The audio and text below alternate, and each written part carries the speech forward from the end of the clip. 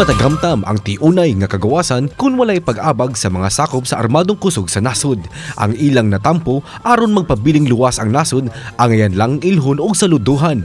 Apan luyo sa mga kadaugan, tali sa mga rebeldeng grupo, adunay mga pait nga kasinatian nga atong kakuhaan og pagtulon-an. Og karon nangitas nagdugang puwersa aron mas molig-on pa ang seguridad sa atong nasud. Busa atong hisgutan ang mga pamaagi aron mamahimong kabahin sa Philippine Military Academy. Makauban nato karong buntaga mga kapuso, Lieutenant Hazam Likyayo sa Philippine Navy, OIC ni siya sa PMA Entrance Examination Proctor Cebu Team. Daghang salamat for joining us. Welcome to the program, Lieutenant Likyayo, sir. Yes, sir. Thank you, sir. Let's talk about the recruitment at entrance examination ng PMA, sir. You do this regularly, sir, right? Yes, sir. For this year, kailan ang entrance exam, lalo na dito sa Cebu, sir?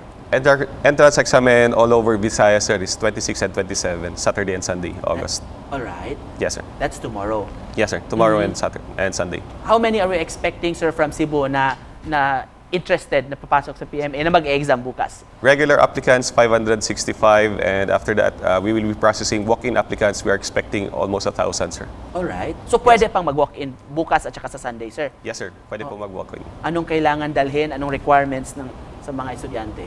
For the regular applicants, they have to bring their permit, pinadala sa kanila, and their 2x2 and a valid ID. For the walk-in applicants, they have to bring the same, and of course, a copy of their PSA birth certificate or birth certificate, their report cards with an average of 85% of their grade GPA and GWA.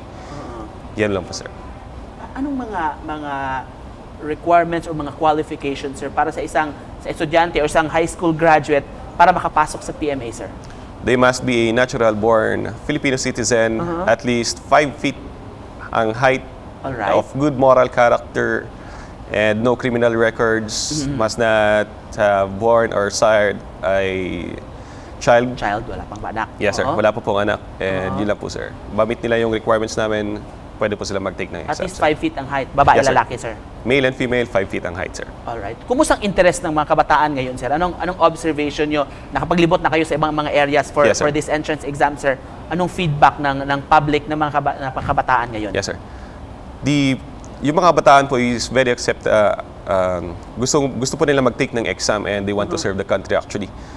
Marami po sila, but however, ang quota lang po natin usually is 350, so pinifilter po namin sila. We are looking for the best and brightest of their generation para yung willing po mag-serve talaga po dun sa nation. Anong mga pagdadaanan nila sa 4 years nila sa academy, sir? 4 years sa academy, academics, we have the academics and the military training. Kung ano po yung nakita nyo dun sa videos na pinapalabas natin, yan, mga sports and other engagement with other schools rin po, meron din po like debate with other schools and more on academics and military po. Mix na training po, sir. Nade-develop yung love for the country, sir, nationalism and patriotism? Yes, sir. Love for the country and leadership. Leadership. Yes, sir. Importante.